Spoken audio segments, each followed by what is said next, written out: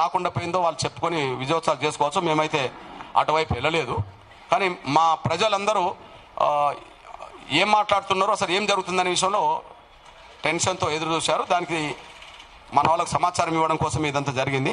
కాకపోతే ఏదైతే 7వ తారీఖు నాడు లక్షల డప్పుల గుండె చప్పుడు, వేల గొంతుల కార్యక్రమం ఏదైతే ఉన్నదో దానికి పర్మిషన్ ఇవ్వలేదనేది ఇప్పటివరకైతే జరుగుతున్నది. మన బృందం పృథ్వీరాజు, నరేష్, ఇస్మాయిల్, శ్రీనివాస్ వీళ్ళందరూ నాయకత్వంలో డీజీపీ గారిని కూడా కలిసి రిక్వెస్ట్ చేసింది. ఇది కేవలం వర్గీకరణ డిమాండ్ అనుకూలం వ్యతిరేకం అనేది కావద్దు, ప్రభుత్వం వ్యతిరేకం కాదు. ఒక సాంస్కృతిక కార్యక్రమంగా అది తెలంగాణ ప్రజలు మన దేశం గర్వపడే విధంగా, ప్రపంచం చూసే విధంగా 1,00,000 డప్పుల వాయిద్యాలతో గొప్ప ప్రదర్శన జరగబోతుంది. అది మనకు గర్వకారణం. మీరు అట్లా చూడండి అంటే లేదు ఇచ్చే ప్రసక్తి లేదన్నట్టుగానే మాట్లాడడం జరిగింది. ఇది బహుశా కమిషనర్ అదే మాట అన్నాడంటే, డీజీపీ అదే మాట అన్నాడంటే ఇది ప్రభుత్వం ఉద్దేశపూర్వకంగానే ఆపింది అనేది, ముఖ్యమంత్రి ఆపిండి అనే విషయం కూడా స్పష్టంగా అర్థమవుతుంది. కానీ అప్పీల్ చేస్తున్నాం మీరు పర్మిషన్ ఇవ్వాలని చెప్పి. అయితే రేపు లేదు ఎల్లుండి జరగాల్సిన ఇది మాత్రం మేము వాయిదా వేస్తున్నాం.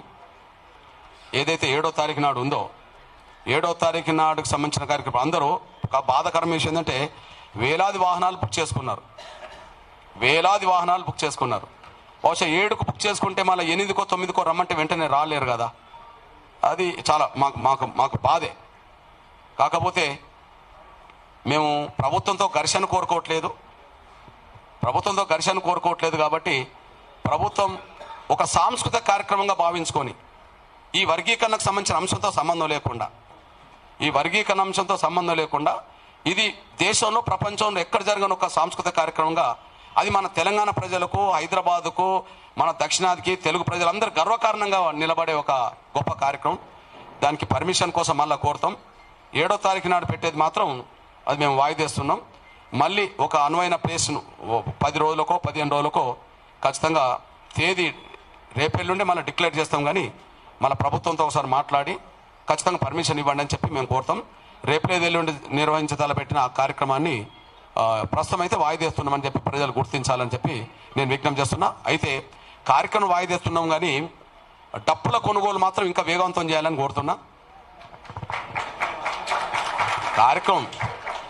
కార్యక్రమం ఒక 10 రోజులు, వారం రోజులు వాయిదా ఉంటుందేమో కానీ తేదీ డిక్లేర్ చేస్తాం. డప్పులను మాత్రం కొనుగోలు చేసే విషయంలో చాలా ముందుకెళ్ళండి. ఈ తెలుగు రాష్ట్రాల్లో అన్ని షాపుల్లో అన్ని దొరుకుతున్నాయి కానీ ఈ వాయిద్యానికి సంబంధించిన షాపుల్లో డప్పులు దొరుకుతలేవు. ఆ కొరత బాగున్నది. ఆ కొరత ఎంత ఉన్నదంటే ఆ డప్పులను ఉత్పత్తి చేసే పరిశ్రమలు ఉన్నాయో ఆ పరిశ్రమలు కూడా ఆర్డర్ ఇచ్చినా కూడా అందించలేకుండా పోతుండ్రు. అంటే అంత డిమాండ్ పెరిగింది. మళ్ళీ ఏంటంటే 400 దొరికేది ఇప్పుడు 700, 900 దాకా పోతుంది. అది సరే 1000 అయినా కొనడానికి సిద్ధంగా ఉన్నారు, కింద మీద పడి కొంటారు. కానీ అదైతే జరుగుతున్నది.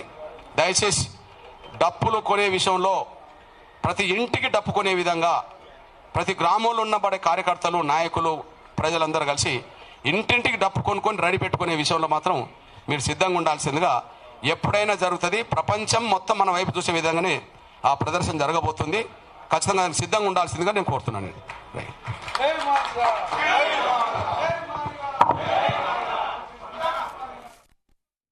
మేము ప్రభుత్వంతో ఘర్షణ